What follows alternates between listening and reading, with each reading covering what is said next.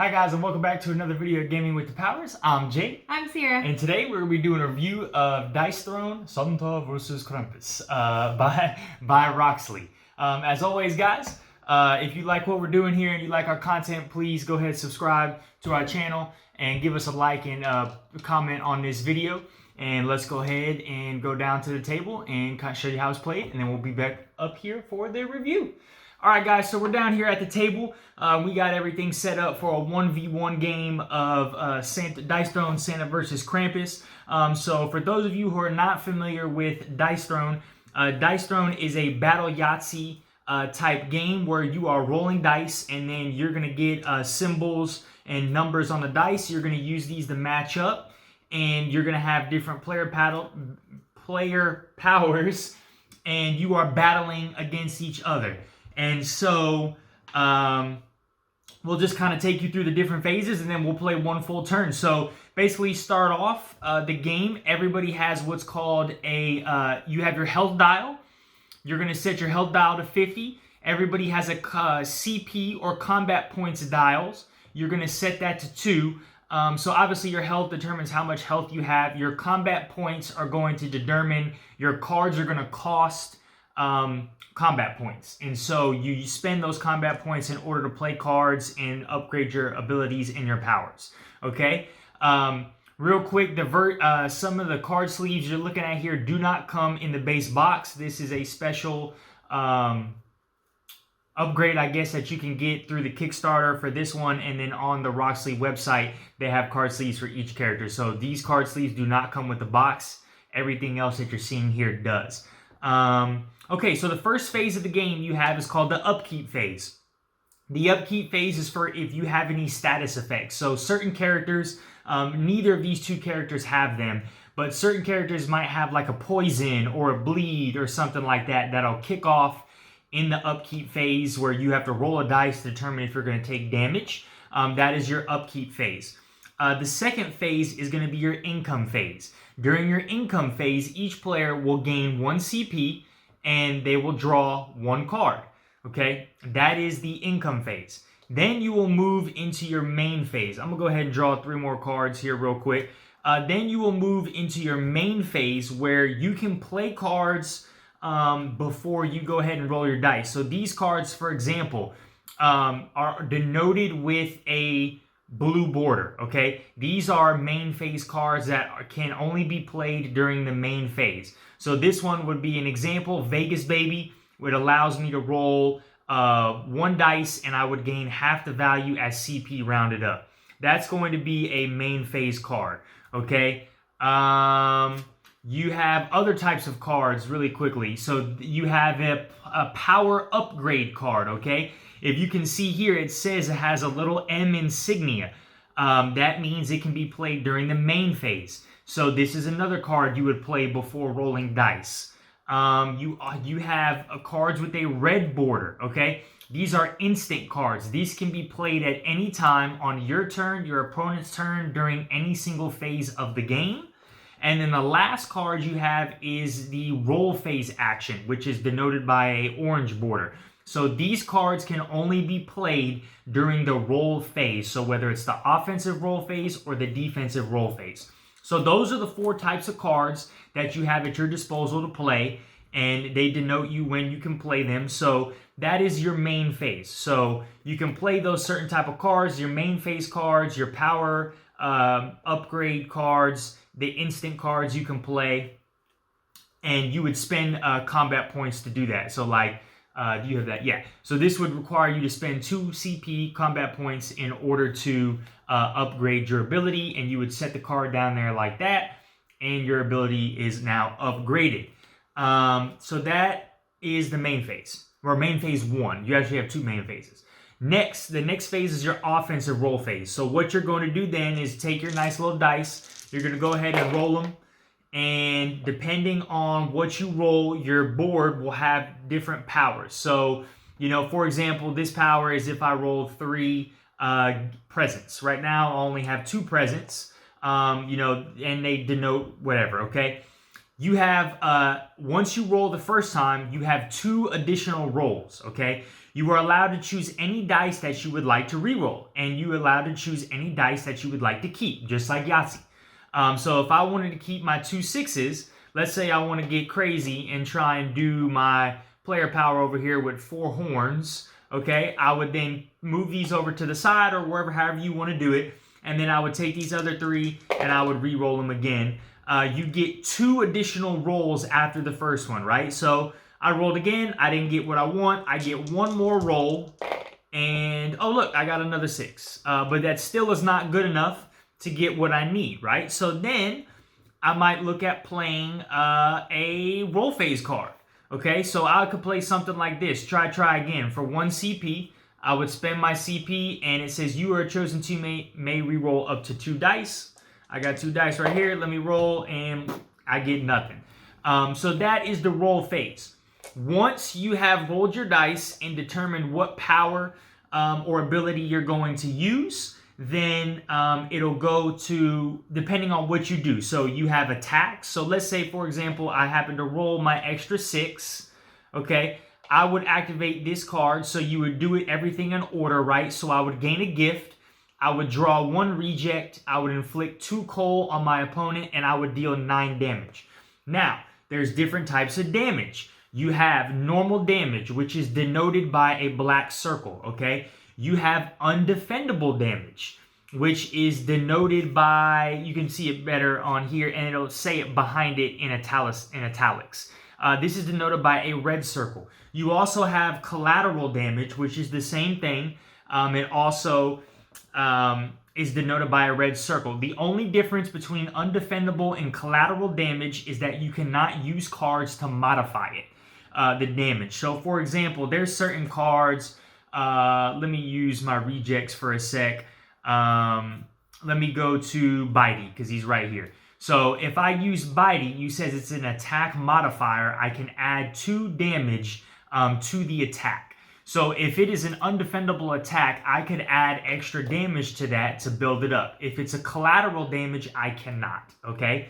Once I have declared my attack, whether if it's a normal damaging attack, the opponent will then go into the defensive roll phase, okay? Where they will roll their defensive ability. So Sierra's defense is 4. So she would roll 4 dice. She would look at the symbols on her dice and activate the abilities that she has there. So that is the defensive roll phase. Again, that is only done if the attack is a defendable attack. So one thing is, depending on what my defense is, I gain to eggnog. Sometimes it can block damage or cause,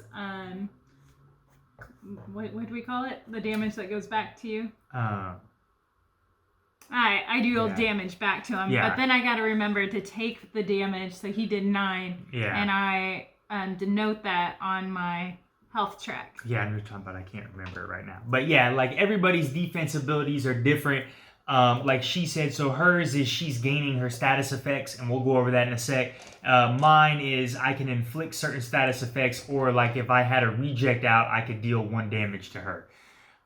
So that is the defensive roll phase. Once that phase, my opponent has rolled the defense, my attack has been declared and has gone through, I then move into my main phase 2. So the main phase 2 is just like main phase 1.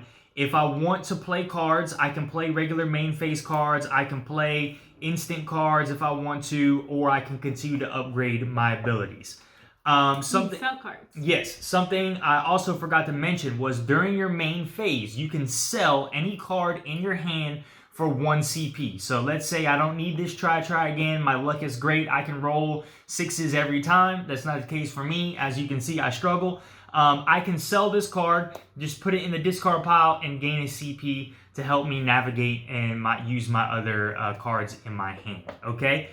So that is the full turn. Again, you have the upkeep phase, the income phase where you're gaining CP, drawing a card, your main phase where you can play cards and upgrade your powers.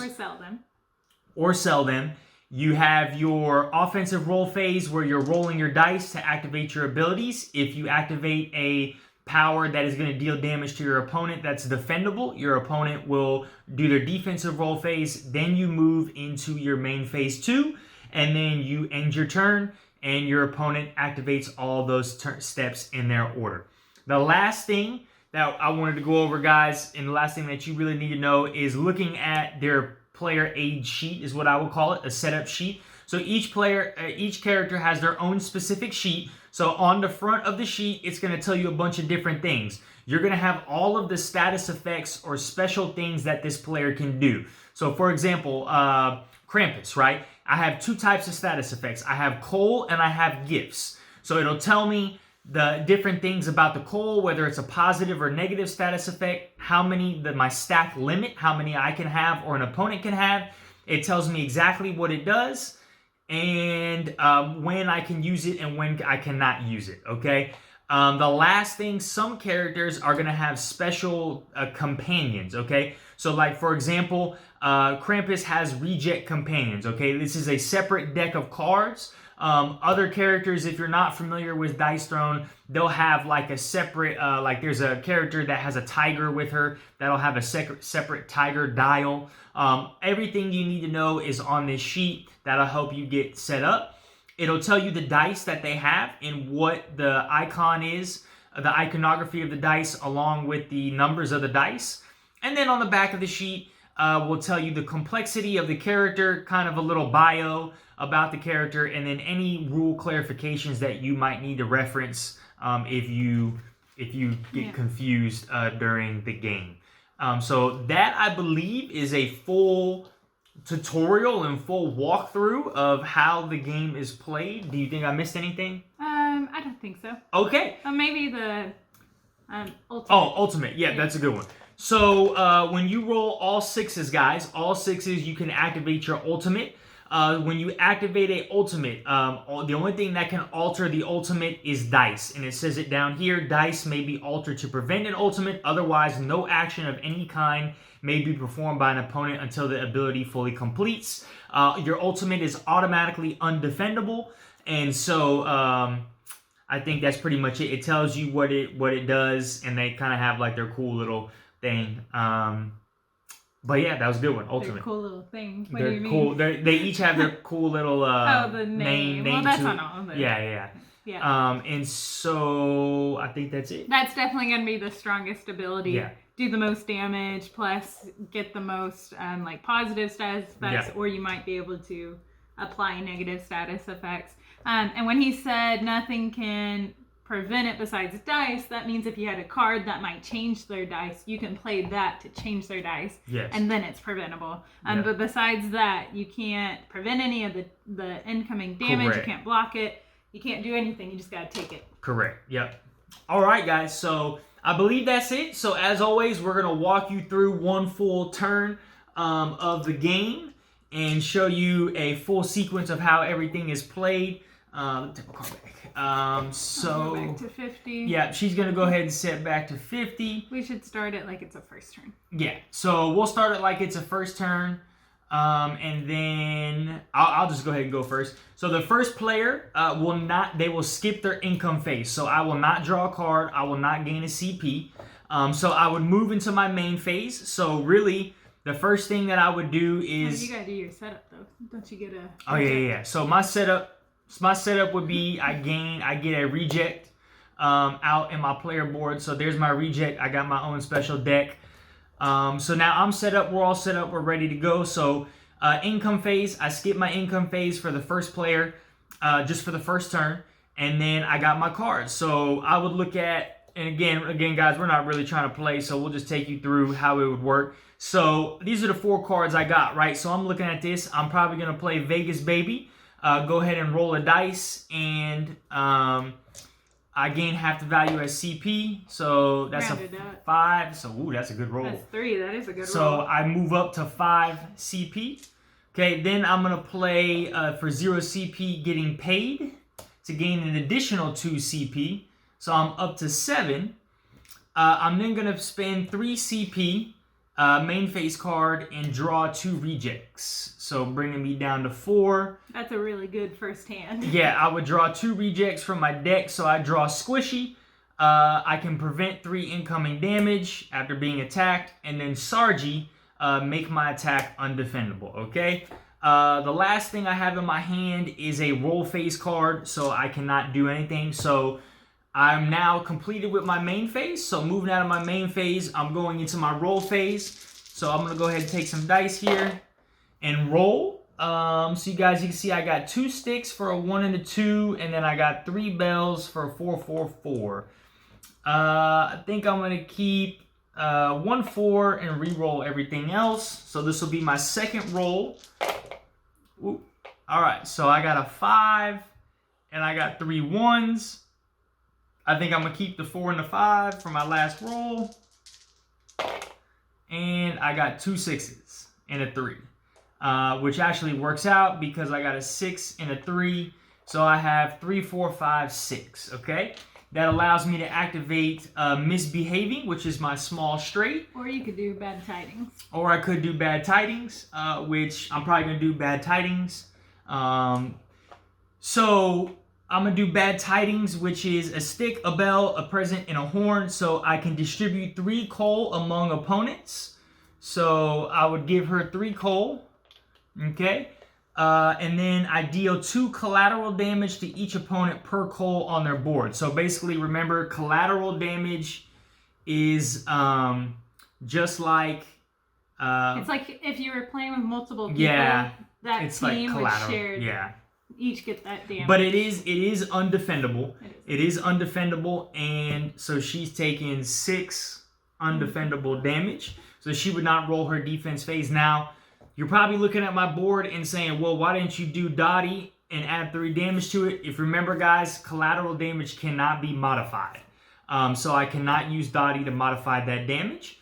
So then I would go into my main phase 2. I do not want to play anything, and then I'm going to end my turn. All right. So start of my turn would first be the status effects, but that's not an immediate one. So I'm going to go into income, get a CP, draw a card. Oh, I love this card. I'm going to play White Elephant Gift. This is a Santa special. I can seal 1 cheer and 3 eggnog in one hand, nothing in my other. So 1 cheer, 3 eggnog. Nothing in my other hand. And then my opponent is going to choose a hand. Right hand. If he chooses the empty one, I get to keep what I had, which he did choose the empty one. I love that one. White Elephant. Okay, so then I'm going to spend 2 CP and do a hero upgrade. I'm upgrading Holly Jolly to 2. And then I also added a move, so I got Tannin Boom as well. And then, as you can see, my other 3 cards are all roll phase cards, so nothing else to do in my main phase. So I'm going to move into my roll phase. Oh, 4, 5, 3, 4, 5, 1, 2. Okay. That's a hard one for me. I think, whoops, I'll take that. Roll 2 more. I got 2 more 3s. I think I'm gonna actually re-roll all 3 of those. Oh man, I am not having a good roll. I think what I'm gonna do is spend 1 CP and play same Z's. Change the value of one of your dice to be identical to the value of another. So we'll go with the 4 bells and do fireside chat. So after targeting an opponent, which I only have 1 opponent, we're gonna each roll a die. 2. If your roll is equal or greater, deal 6 undefendable damage and gain a cheer. Otherwise, deal 8 damage, defendable, and gain eggnog. So I'm going to get an eggnog, and it's defendable for you. Alright, so I'm going to activate Squishy to prevent 3 of that incoming damage. And then I would roll, my defense is deviled eggs, so I roll 3 defense dice. And I would just gain 1 gift. That's it. And so I would take all 8 damage. I'm not gonna. Or 5 because you. Oh yeah, sorry. I would take all 5. I'm not gonna reflect that on my. Well, I'll just do it. Yeah. And I would take 5 damage, and so that's the conclusion of the defensive roll phase. So then it moves back to my second main phase. Let's say I'm gonna sell that card and then gain a CP, and then end my turn, and it moves on to you. All right, and then play would just continue to resume until somebody's health got down to 0. All right, guys, we'll see you back up for the review.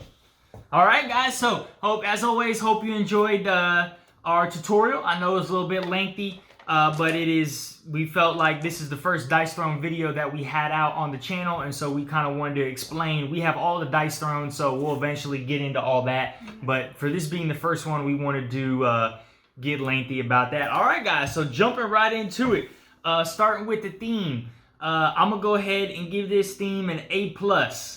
It's awesome. I mean, what can I say? It's Santa versus Krampus.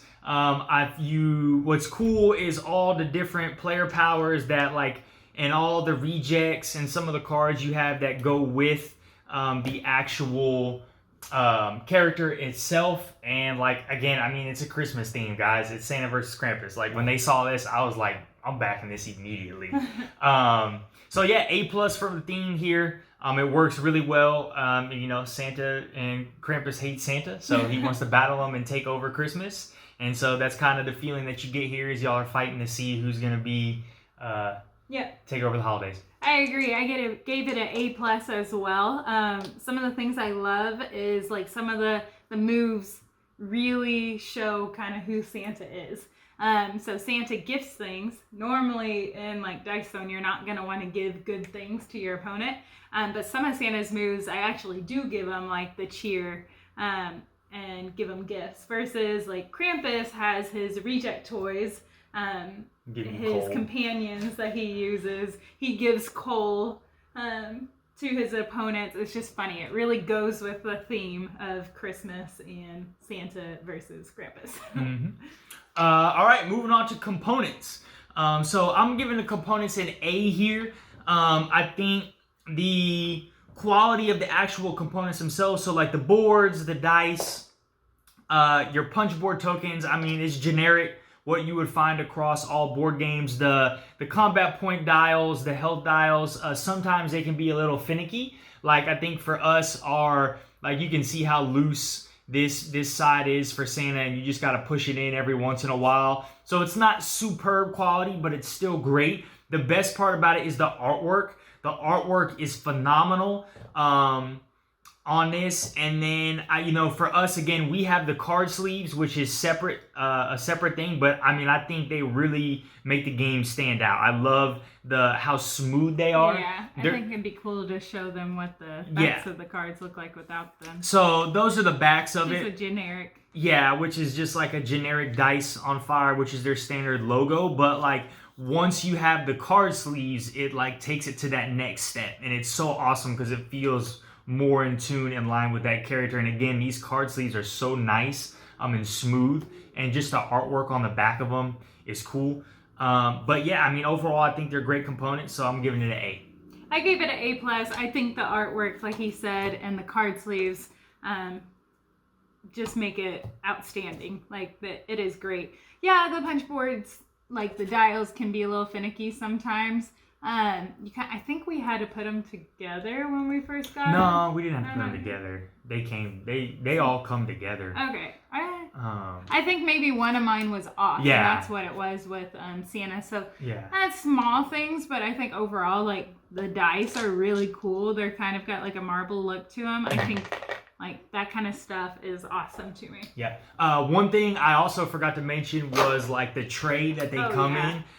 So that's really cool. So everything has its own little place. The dice go here, the tokens here, and then you just pop everything in, and it's so it's really convenient because you just pop everything in the tray, you put the tray on the middle, they go on both. So it's really easy to set up and take down and all that stuff.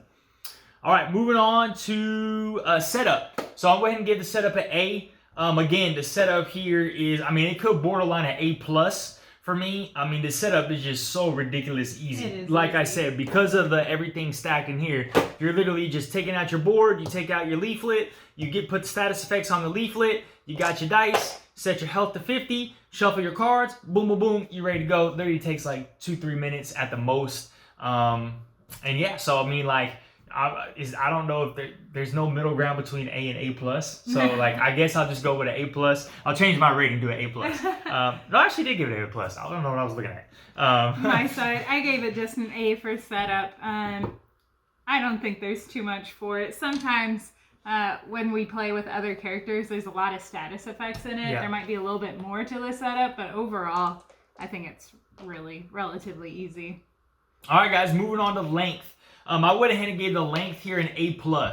I think with these two characters specifically, all your games are very, very short because they don't have any defensive abilities that prevent damage or get health back. So for those of you, again, who are not familiar with Dice Throne, there's many different characters and some of them have defensive abilities that can prevent damage or where they heal back if they get certain dice icons. And so that can kind of draw the game out. Here, it's basically like, I mean, she can only gain, eggnog and cheer, yeah. and I can only give Cole and like deal 1 additional damage. So there's nothing that we can do on a defensive roll to prevent damage or gain health back. And so, you know, these characters can hit very hard, and so you're taking like 10 plus damage almost every single turn. And so literally after about 5 or 6 turns, you know, the game is over. So like 15-20 minutes. So A+ for me on the length. And remember, the higher rating is a good thing. So I gave it an A because I almost think specifically for these two characters it goes too fast.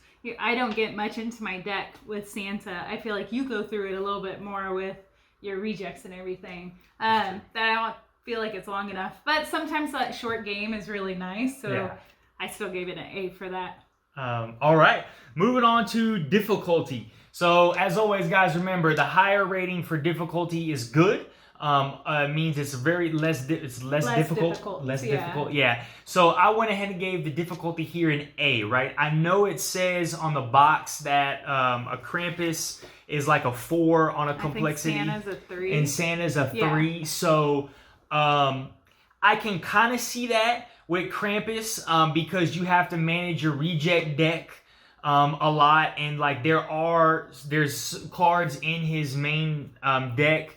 Let's see if I can just find one real quick. So like Bitey's Bite really doubles the activation of Bitey to get through it. So there is some of that, and like he does play off his rejects. So if you're not constantly using your rejects or drawing your rejects and getting them out, you're going to struggle immensely. But I don't think it's anything super difficult to where you can't understand what you're doing. And like even with his Cole and his gifts, it's all very straightforward. You're not confused about anything. You know exactly when to use it and how to use it because it's kind of all laid out for you. It's just up to you, the player, of how you want to use all those different things. So I give it an A. I give it a B, actually. So I think Dice Throne in general is a really fun game. It's one of our absolute favorites. When you have a person that's new to Dice Throne or new to that battle Yahtzee style game, I don't think Krampus or Santa are the ones you want to start them with. I think they're really fun to play. I like the difficulty of them as being Dice Throne experts, I guess, kind of. We play a lot of Dice Throne. That they're great characters for us, but for someone new, definitely don't start them with Santa and Krampus. No matter how funny they are, they're entertaining. But they're both, like we said already, heavy hitters without too much of a defense. And so it's just not good for a beginner person for playing. I can see that. That's actually a good point. I can see that because it's like you have to manage. You're trying to manage your cards and like know that you're gonna take all that damage. And so like if you're a beginner, I can see how that can like wear you off when it's like, well, dude, I'm getting hit for like 15 every turn. This is dumb. Yeah. Like if you're Santa, I feel like Santa would be okay, but Krampus definitely not a starting beginner player. Yeah. Santa, yes and no, just because his defense isn't high enough. If he had a higher defense, besides just getting eggnog and cheer, which I do like, then maybe. I even checked his upgrade to see if maybe that added any defense. It only added a 5th dice. So not really beginner style characters. That's a good point. All right, moving on to replayability. So I gave replayability here a B+. I think it's just a notch above average, right? Because really there's only 2 characters, so you're either playing Santa or Krampus. And like, it's just kind of, after a while with the same characters, it just kind of gets meh. Because like, you know what's coming, and like there's no, you only have like 42 cards in the deck or whatever, and so that was very specific. He knows exactly how many cards are in there.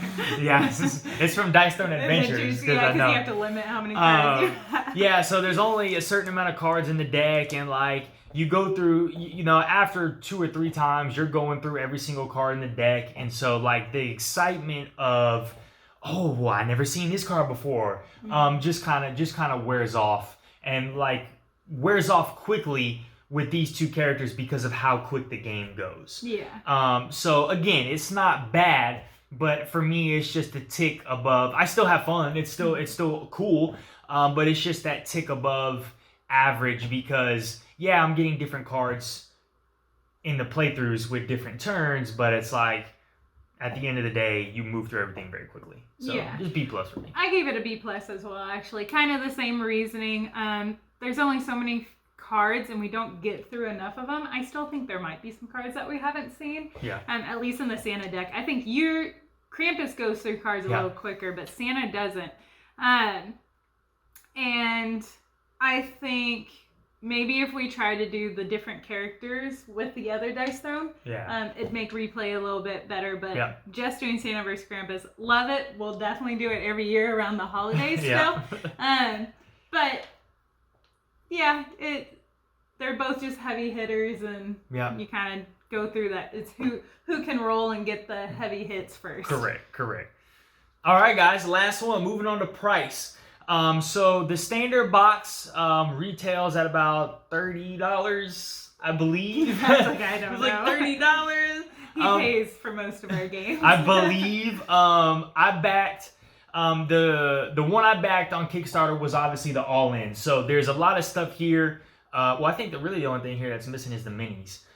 So the one that I got the sleeves, I got the minis, and then I got this whole thing in the box. So that was like $60, which I mean, I think that's so-so. It's about average, but I mean, it's a great game. The quality of the minis was good. Yeah. But just the standard base box, without the minis, without the card sleeves, with everything you see here. I do believe it retails around $30. I think $30 to $35. I don't know if I said it, but the price I gave an A. Yeah. I think it's good for $30, $35. I think it's a game that you're going to enjoy. It's definitely worth it. I gave it an A as well, and I think it's a great price for what you're getting. It's a really fun 2-player game, and then if you have any other dice zones, I think it would mesh well. If you play with more people and some of the other characters. So I think it's definitely worth the price. And that's where you're really gonna see the value of it. That's what I was trying to look. That's what the word I was looking for. I was gonna say you're rambling. I was struggling. No, I was struggling to find what I was thinking of. You're really gonna see the value out of this by getting more than one box. If you just get one box. It's going to be hard for you to see the value of it because you're going to move through it so quick, and then you're going to be like, I'm moving on. And that's kind of how it was.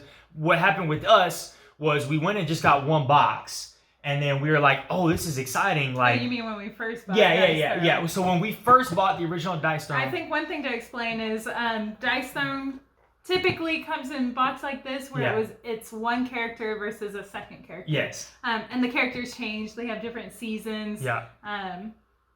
But yeah, so he means like getting Santa vs Krampus and then getting another box like the original one is like the Barbarian versus the Moon Elf. Yeah. So they have 2 different seasons with 4 boxes, a box like this with 2 different characters. So 8 characters a season. Yeah, 8 total characters a season. All these mini boxes retail about the same. I think 30 between 35. Yeah. It might be a little longer. Again, I apologize if we got one of them or a few of them on sale. Yeah.